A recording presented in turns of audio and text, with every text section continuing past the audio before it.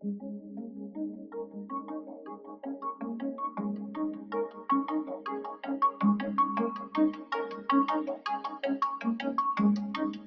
recent years, humanitarian responses have been complicated by compounding crises, such as climate change, epidemics and pandemics, and complex conflicts. In an ever-changing humanitarian and development space, we ask, what does the security and safety of aid workers look like? And what might it look like in the future? I'm Tara Arthur from the Global Interagency Security Forum. In each episode, I'll be speaking to guests about topics such as the localization of aid, the ups and downs of community acceptance, and the role of security in a digital world. Join me as we unpack the evolutions of NGO security risk management. Hello. Hi, Abby. How are you today? I'm good, Tara. How are you? I'm well. Thank you so much for being with us. Well, thank you. I'm a big admirer of GISF and you personally, so I was thrilled to be asked to be on your podcast. So thank you. Oh, thank you. That's such a kind words. We really feel the same about you. So, what we usually do on the series is start with a little question about yourself and how you got into the sector. We'd love to hear a little bit and share with the listeners a little bit more about you. Sure. So I've been around for a while. I spent 10 years in the NGO sector back in the 1990s. So sort of right after grad school, got a job with Care USA. And by the end of that decade, I was program director for Doctors of the World, which is the American chapter of Médecins du Monde. And I was there until 2000. Then I made the jump into research and policy consulting after that. I was at NYU Center on International Cooperation, where I was also completing my PhD at the same time. And while I was there, I collaborated with Adele Harmer, who was at Humanitarian Policy Group then. And we did the first of our big studies on insecurity for aid workers called Providing Aid in Insecure Environments. And if you don't mind my sharing, sort of a big motivator for my interest behind that was a major security incident that occurred when I was still at Doctors of the World. We had a team. It was us and our colleagues from MDM Spain who had a joint team in Rwanda in 1997, and their house was raided, and 3 of our Spanish colleagues were killed. And our U.S. colleague, someone who I knew and who I had personally sort of hired and sent out on that assignment, was gravely injured and actually needed a sort of a field amputation. And it was a very close call for him.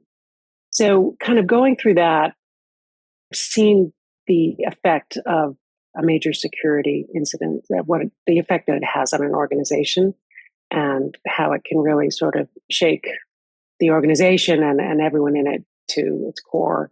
And I was also kind of participating in the early discussions with other organizations, the importance of developing a body of knowledge and best practices in security risk management, which really back then didn't exist or was only in the sort of a very nascent form in the humanitarian sector. So I brought that kind of interest to what Adele and I were doing in our research. And just to cap that off, our study led to the Aid Worker Security Database, which is ongoing. And we developed into an online resource when the 2 of us started Humanitarian Outcomes in 2007 as an independent entity, along with our 3 other partners at the time, Paul Harvey, Glenn Taylor, and Catherine Haber. And I've been at Humanitarian Outcomes ever since. We do research on humanitarian security and security risk management, but also humanitarian financing, coordination, and many other policy areas. What an esteemed career and journey you've had. Thank you so much for sharing that. I think it's definitely really impactful, the journey you've had. And I'm really looking forward to us diving deeper into some of your experiences and the work that you guys have been able to do with humanitarian outcomes. I'm just thinking before we get into more detail there, what are some of your thoughts on how the sector has evolved since your earlier days? And, you started to talk a little bit about that, but maybe you can draw us down to a little bit about, where the evolutions you're seeing are. Yeah.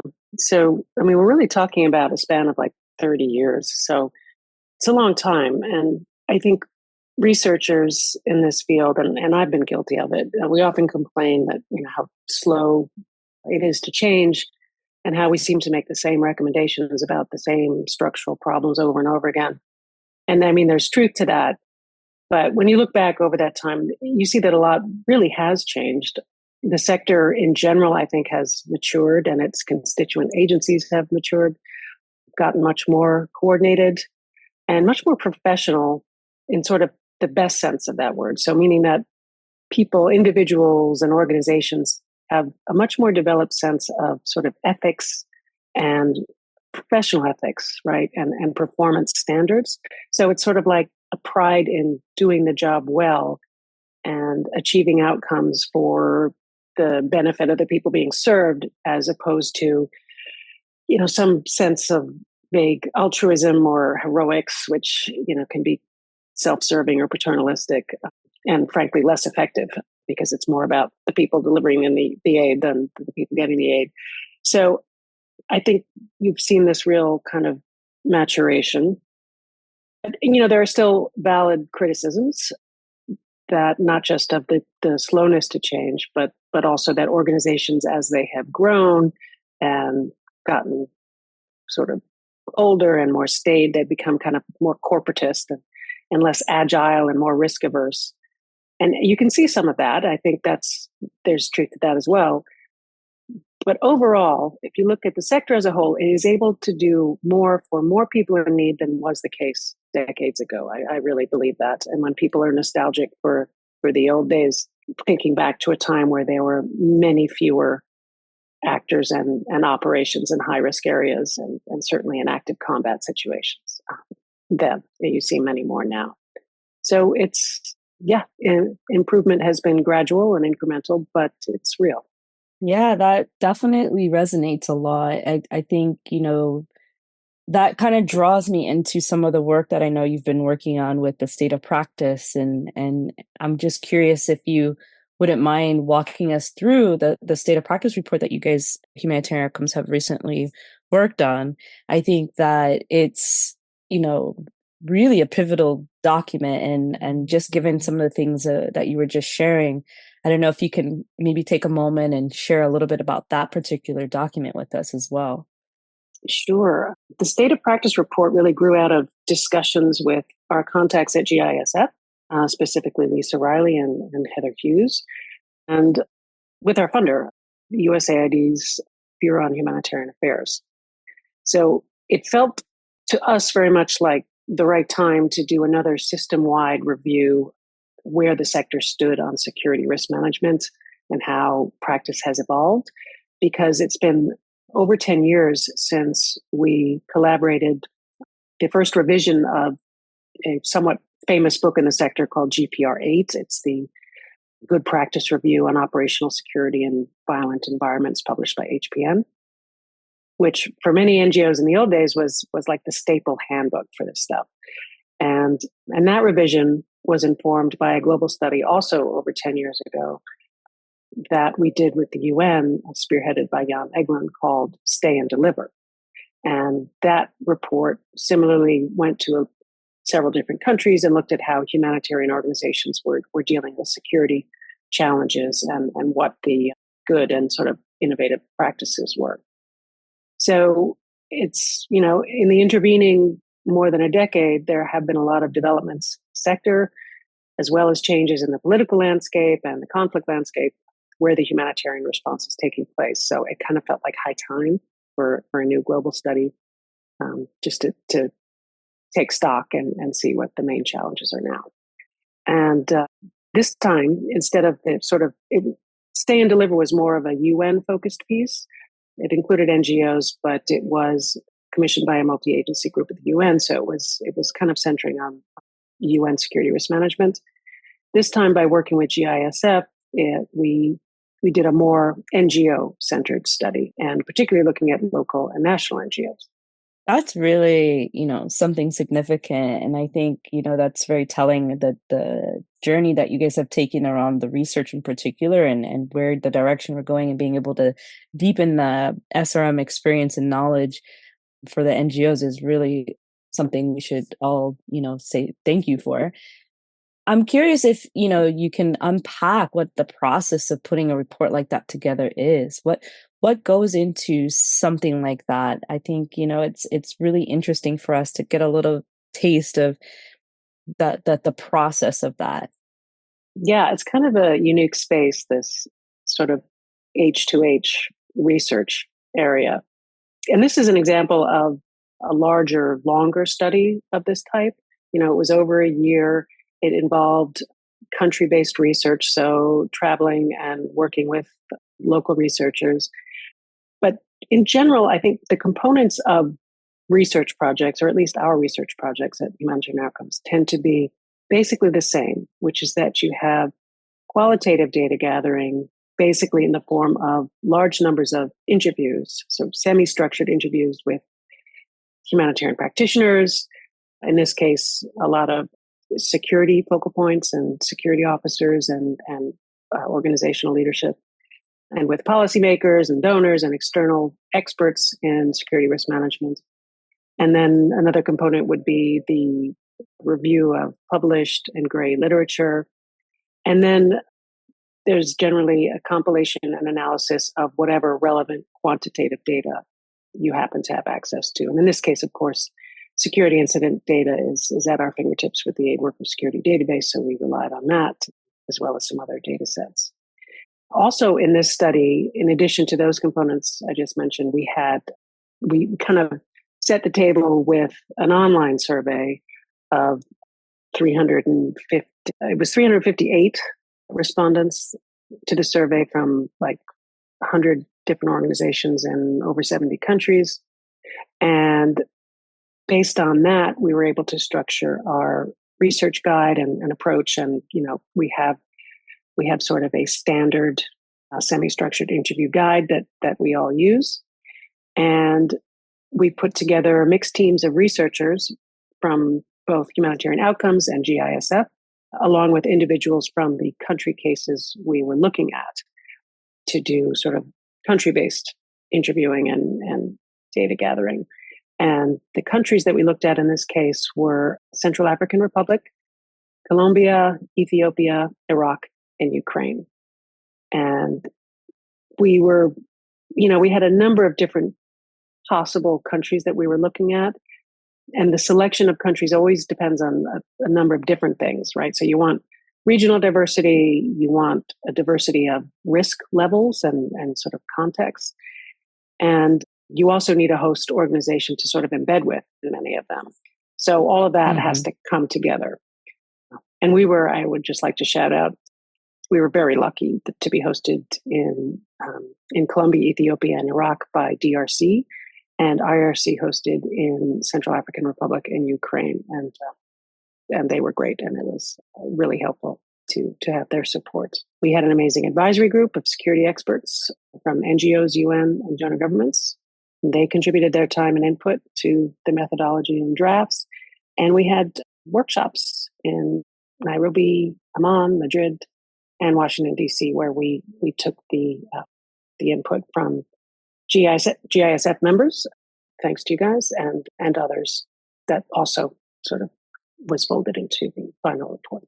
What a beautiful compilation of being able to pull so many different important stakeholders and resources and information together to really put something out for the sector to understand where things are. So hats off to you all for making that possible as well. I would love to hear, just maybe some reflections about the report as well. As this report outlines the current state of practice in the sector, do you have anything from the report that you think you found particularly notable as developments or things that you think would be worth highlighting? Yeah, I think there are things both within the sector and kind of externally that are notable that have happened over the time it's taken to do another kind of system-wide review. And even as I said, that security risk management and capacities and systems have really been built up and I think improved over the past 20 years or so. Over that same period, unfortunately, if you look at the data on aid worker attacks and fatalities, the numbers keep trending upward, even so. And of course, you know that 2023, they actually doubled because of Sudan and Gaza and the really large numbers of aid workers killed and wounded there. And it's not just absolute numbers. We know from, our estimated denominator of aid workers in their field that the attack and fatality rates are going up as well.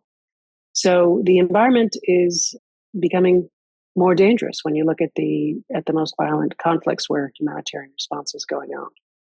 And that's because, of these proliferating and intensifying conflicts between, you're seeing sort of major military powers fighting each other. It's not the asymmetric civil conflicts that was the main concern during the first part of the 2000s and early 2010s.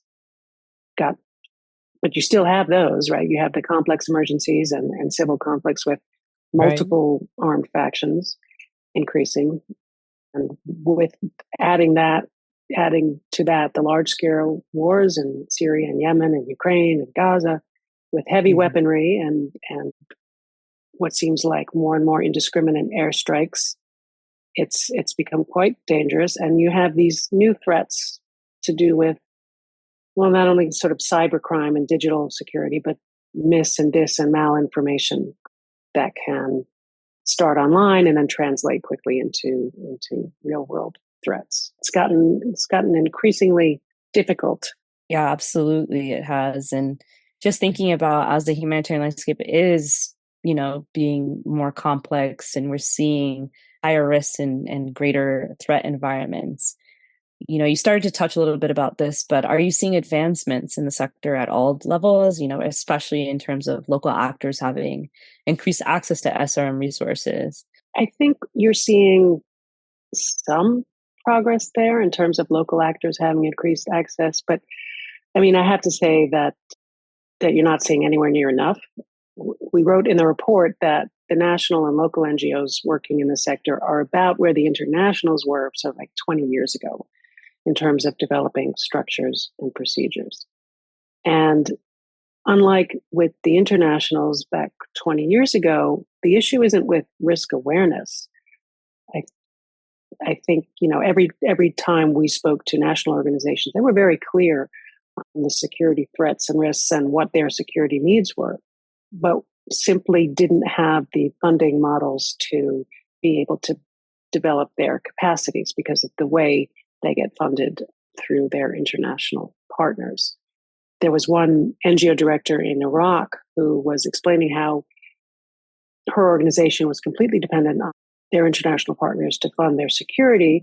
And she says, they're always asking us who our security focal point is, and we give them the name of our HR person or our logistics person. But the truth is we don't have anyone to really do this role and to be dedicated to it. And we need that. But she says there's no budget and we know we can't ask for it.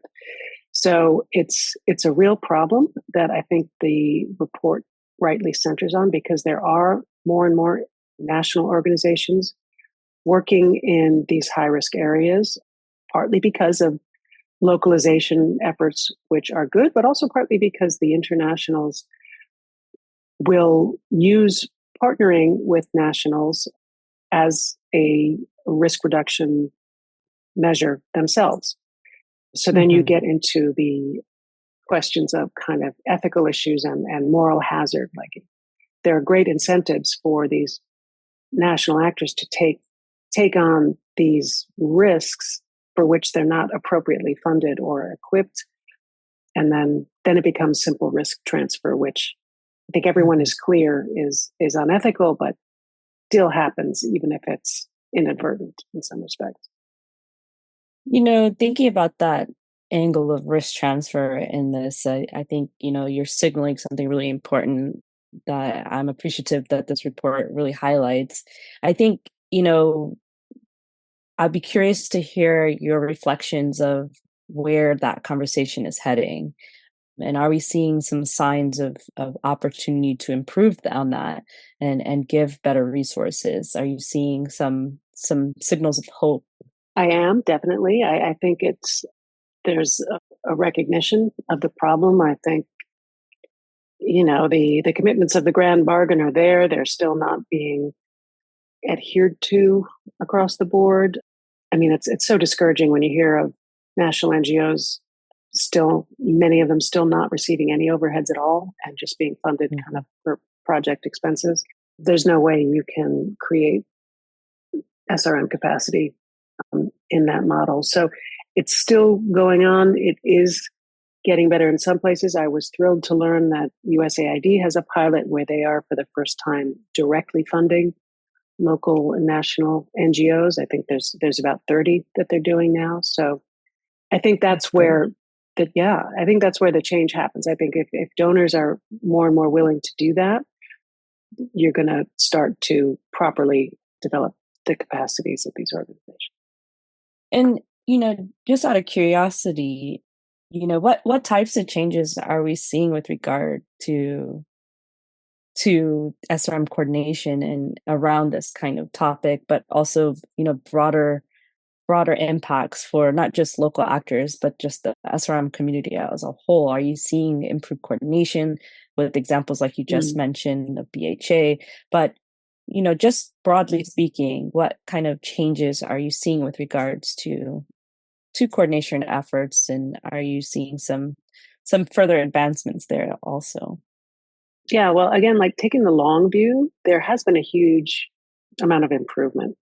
Thinking back to a time when organizations would experience an attack or some sort of security incident, wouldn't let other organizations in the same area know about it. And there was only sort of ad hoc, informal information sharing. And now there's a world of difference, at least on the international side, where you have, in many countries, security incidents and information and analysis can be compiled and shared to a large number of organizations, which is really a boon for the organizations that don't have the analytical capacity in-house and maybe otherwise wouldn't have had that information. So kind of globally, you have groups like your own, GISF. In country, you've got on the UN side, the UNDSS mechanism, which has its problems, but is improving as well. And INSO, where it's established, is very, very useful.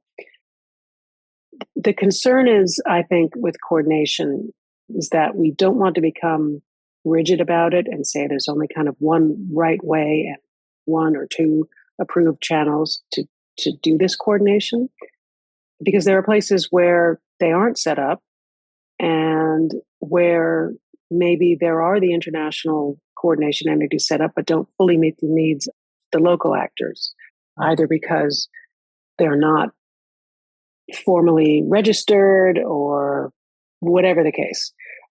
It's getting better in terms of national participation, but there are still many areas where there are a lot of humanitarian actors who are not participating, don't know about it, maybe can't join for formal registration reasons, whatever. And they could really still benefit from coordination. So I think rather than gatekeeping, we should really be seeking to support local efforts, such as there are many places there are existing local NGO forums that could develop a security coordination capacity.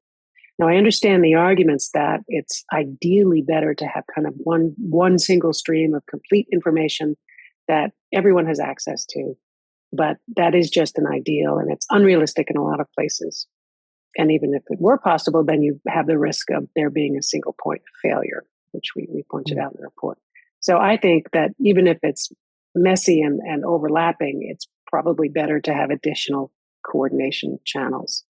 And to be honest, this happens anyway. I mean, there are the formal channels, and then there's any number of Signal or Telegram or WhatsApp groups that NGO security staff belong to and get a large part of their information from. So there's already these, multiple channels. The important thing is that specifically in localities where it might be remote, where there are some organizations that work only there, get good contextualized information and security coordination where they are.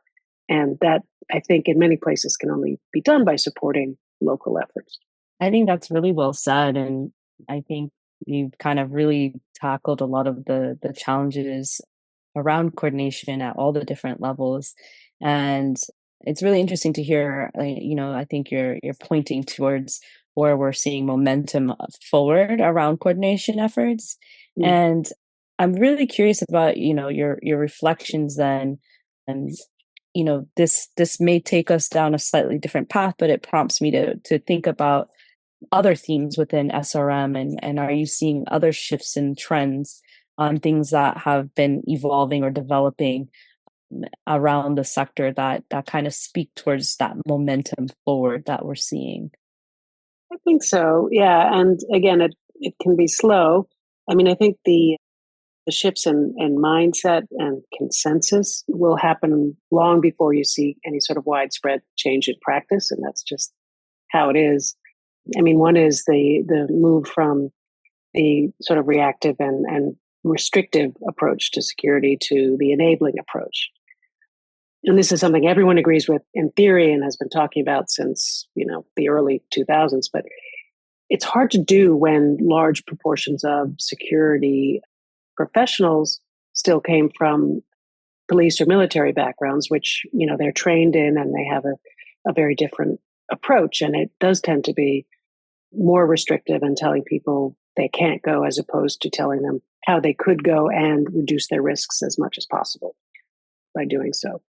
You're seeing more of it now, and I think it really is related to the more diverse backgrounds of people in these security roles, many more from humanitarian backgrounds as opposed to the traditional security backgrounds, people who worked in access or worked in programming, who also have an interest and training and qualifications in security, but it comes more from the vantage point of how do we get this humanitarian operation to work while keeping staff as safe as we can.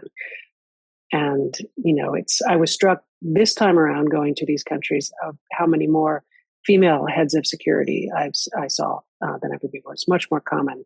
It's kind of a young group, humanitarian and more diverse group. So we're seeing the birth of a new professional field, really, which is quite exciting. And somewhat related to that, I guess, also is again, mindset shift happens before for practice shift, but the person-centered approach, which, as you know, is to do with assessing risks that are not sort of a generic risk for an aid worker, but looks at the person, and everyone has their own specific risk profile due to their identity factors, and understanding this and helping these staff members to understand this so that they can approach their own security with, a more informed and nuanced view. Everyone we spoke to knew about the person-centered approach. Everybody was in favor of developing it further. It so far we're not seeing sort of concrete examples, at least kind of widespread in terms of practice. And I think that's something that, might be an area to focus on developing going forward. I think I could definitely agree with that. No, that's really interesting. And I think given all of the different examples you highlighted already so far, it really speaks to the trajectory. Also, just weaving in the different directions that I think the sector is moving towards with regards to improved coordination, hopefully seeing more improved practices at the local, international, national levels. And like you said, this deeper, practical focus on person-centered approach and seeing it actualized in practice. I really would love your further insights on, as the report really unpacks a lot of different interviews, and you guys did such extensive research across the sector. It's pretty profound. And just, are there any surprising elements or any particular interviews that you found, especially impactful? Well, first, I really want to say that I'm always amazed and grateful at people's willingness to give their time to talk to researchers about this stuff. These are the busiest people you can possibly imagine. I was talking to people in Ukraine who basically worked and slept and maybe took 20 minutes to work out, and that was all they did, 7 days a week. So I always make sure to behave as though they're doing us a big favor, because they absolutely are. And people are also willing to talk about security incidents that have happened to them or their colleagues. And sometimes they need a timeout because it's traumatic to even talk about. So hats off to all of them for even giving us their time. In terms of this round of interviews, I think if I was going to pick the most surprising and also disheartening, unfortunately, it's the loss of faith in deconfliction efforts, which is really hugely important to aid worker security. It's started in Syria, but it's also very evident in Ukraine, and we're seeing a bit of it in Gaza now, although that wasn't one of our studies. But the military is not being cooperative with deconfliction, sort of receiving the information that the NGOs would faithfully report on their movements and their static facilities, and sometimes, repeatedly making sure that the notifications were made and it not being reciprocated. And in Syria, where there were NGOs that believed strongly that they were deliberately targeted by Russia and Syria using the information that they got from the humanitarian notification system. In Ukraine, there's a lot of skepticism about deconfliction. We spoke to several organizations who no longer use it or use it sporadically. And, you get this increasing likelihood, even if the militaries are acting in good faith, the less the deconfliction system is used, the more likely that error and friendly fire happens when it comes to, outdated maps or coordinates or whatever. Right. But these systems can only be as good as the partners on all sides. So I found that something pretty shocking.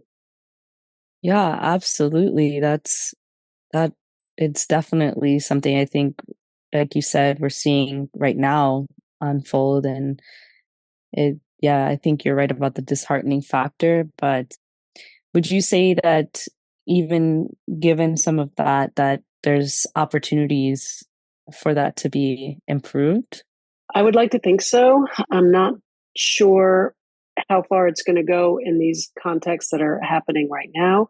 I do think that it would be useful for the NGOs to come together. And it's, we're not the first to suggest this. There have been efforts to revitalize the understanding and the trust in the system for humanitarian notification. I think it does need more reciprocation and guarantees from the military sides, and there should be very strong advocacy devoted to getting that to happen. I think it needs to sort of happen globally and with sort of member states involved. But yes, I do think it's worth putting time and effort into. Yeah, thank you for that.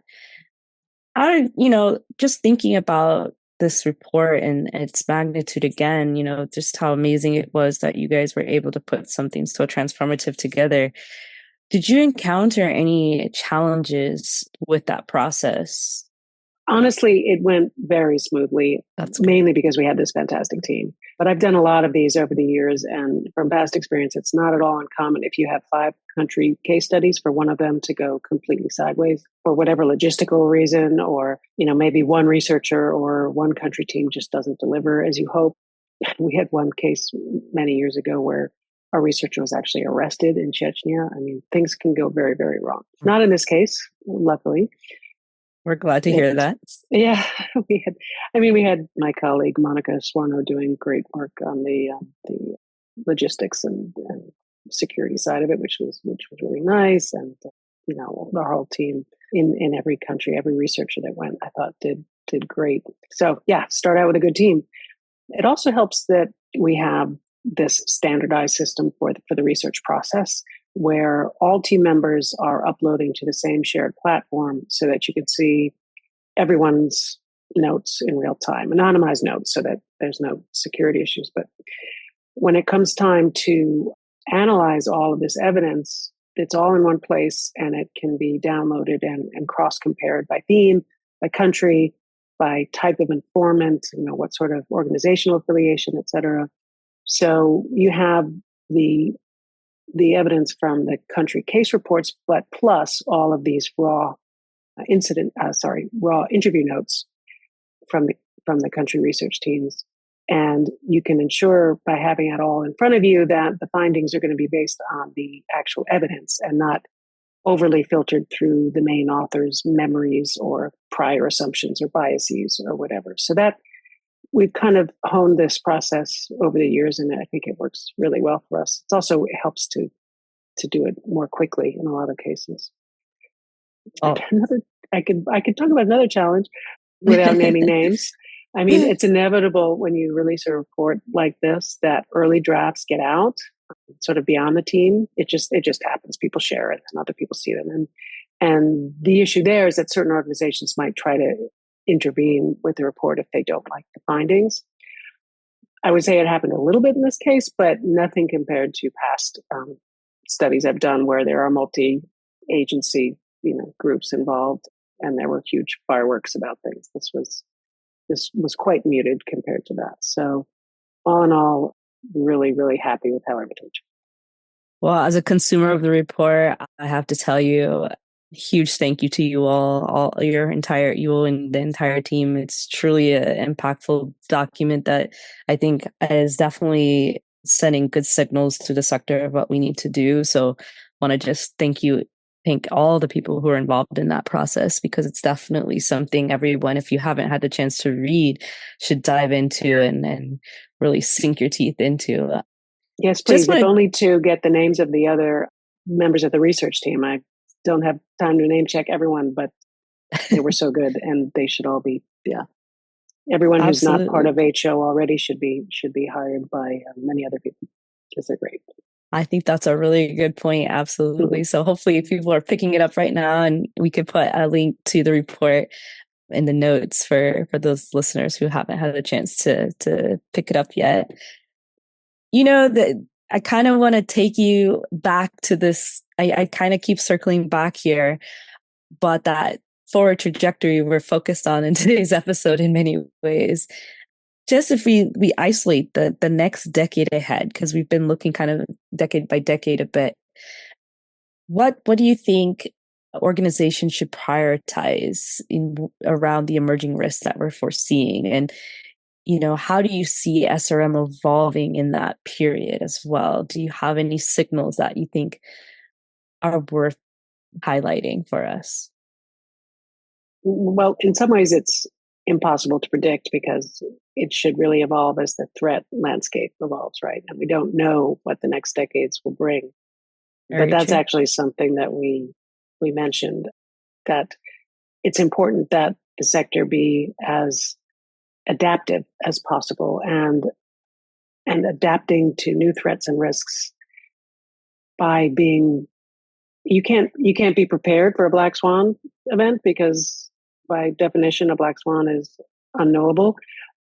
But with practices like what's called horizon scanning, where you're looking at just very unlikely but potentially very impactful scenarios that can kind of force the security risk management staff and program staff to look beyond the most common risks and the most likely events, and will help them be alert to changes in the threat environment and be potentially more flexible in adapting to them because they've kind of gone through other potentialities with them. It's a worthwhile exercise to do, because when you do see this kind of inertia and complacency, and in some places we saw that the SRM staff actually were slow to pick up on the changing environment and were sort of the lagging part of the transition from one condition to a more crisis condition. And that's the opposite of what you want. So doing that, the other main thing, as I've said already, is localizing security risk management more so than it is now. What we've done now is localize the risk more than the good practice. and the support and equipping national and local actors to continue doing what they're doing with more risk reduction. So that requires really acting on these long-standing recommendations on fair partnerships and equitable contracts and funding models that allow for capacity building. Coordination, I think, as I said, I think coordination is something that has gotten way better and can continue to improve and should focus on filling gaps. And that, again, could mean helping support additional and very localized platforms and mechanisms. I guess if you wanted me to sum up the main takeaways, take the progress that's been made and share it and extend it more to the local and national actors, and thinking and planning further ahead on sort of what new threats we could be prepared, if that makes sense. That makes a lot of sense, and is something I hope everyone walks away with. And we really appreciate your comments there. And before we send you off and thank you, I think it would be really, if you're open to it, giving us a little teaser. You mentioned it earlier on in the episode, but we know that Humanitarian Outcomes is working hard on the revision of GPR8. And we'll have an opportunity later in the series to come back to it. But if you're open to it, maybe you can give us a little preview, a little sneak peek of what we might expect. Sure. Yeah. Well, great if you can speak to my colleague Alicia Fairbanks on kind of managing the revision of the GPR8, the Good Practice Review. The reason why it was so important in the beginning was because it was the first place, the first volume where all the collective knowledge around security for humanitarian operations was kind of written down and organized at a time, again, where most NGOs didn't have any sort of security structures or policies at all.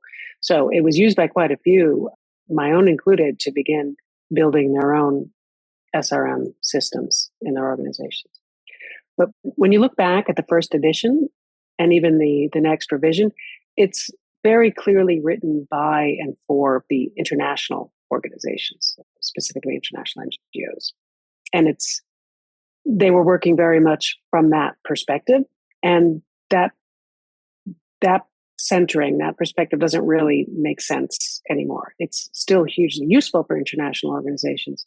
And honestly, there's a lot in it, which, because of capacities, can really only apply to the larger organizations with kind of global staffs and big budgets. But the core of it, the basics of security, is now, we're hoping, being written from a more universal vantage point. I know you're going to be inputting yourself, and we have kind of national NGO reviewers, and we're going to try to make sure that we can decenter the internationals a bit more. We've taken out stuff that's outdated, and there's going to be new chapters on specifically how security relates to humanitarian access and how important it is that those two objectives not be at odds, but that you want the security people inside the access coordination and negotiations to help enable the access and not to prevent organizations from kind of pushing the limits. And there's going to be, of course, more on realizing the person-centered approach, along with some other things. But my colleague will be better placed to give you the details.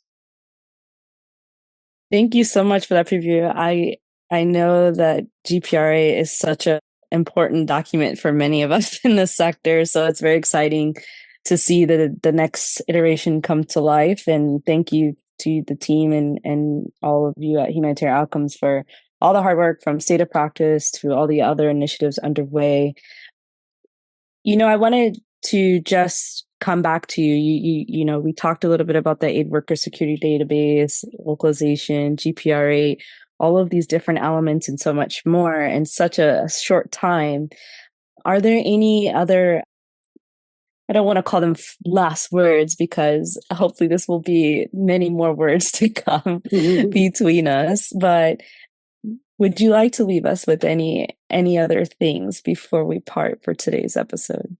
I don't think so. I think we covered the report well. I encourage people to there's so much now. There's so much information, so many resources available online, and I hope that more people who are just entering the sector will be encouraged to look at the security risk management side of it and understand how it can be such a critical component to making aid work, and to kind of take up that challenge of working in dangerous places and balancing the needs of security against the needs of the people being served. So, yeah, I hope we see the field continue to grow.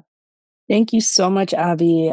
It's been truly such an honor to have this opportunity to speak with you. And again, thank you for the incredible work that you guys continue to do. And we look forward to having people engage further with the resources mentioned and all the initiatives as well. And we look forward to bringing in some of your colleagues to unpack some of these additional topics that we've talked through.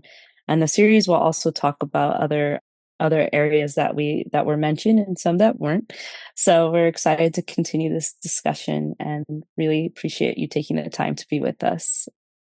Great, Tara. I hope you get to speak to my colleague, MJ Breckenridge, who's our data person and runs the AWSD, as well as Adelicia. And I just want to thank you for having me on and giving us this platform to share our research. So it was a real pleasure. Thank you. Good to see you. We'll see you soon. Bye. The Global Interagency Security Forum is a member-led NGO with a global network of over 140 member organizations and affiliates.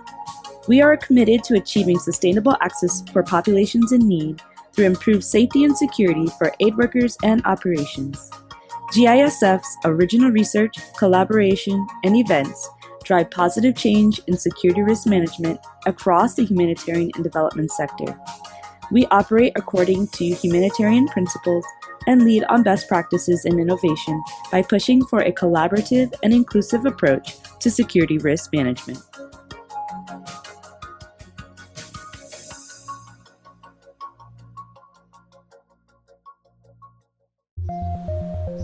The people doing the world's most important work are up against the biggest challenges. Since the 90s, security incidents involving NGOs have increased as their independence and impartiality no longer protect them. Humanitarians are actively targeted, as well as exposed to the risks of conflict and disaster, facing kidnapping, injury, and death in order to help those in need. And the threats to their safety means their ability to help diminishes too.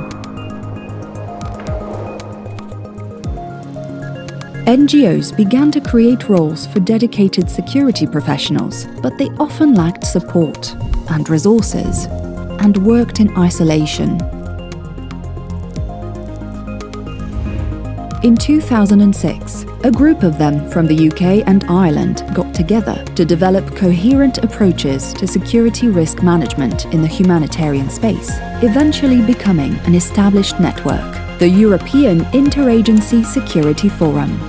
With a strategic, inclusive, and collaborative focus, the Forum has created a center of excellence, facilitates a peer-to-peer network, builds capacity for security risk management, and provides a voice for practitioners, reaching over 100 members.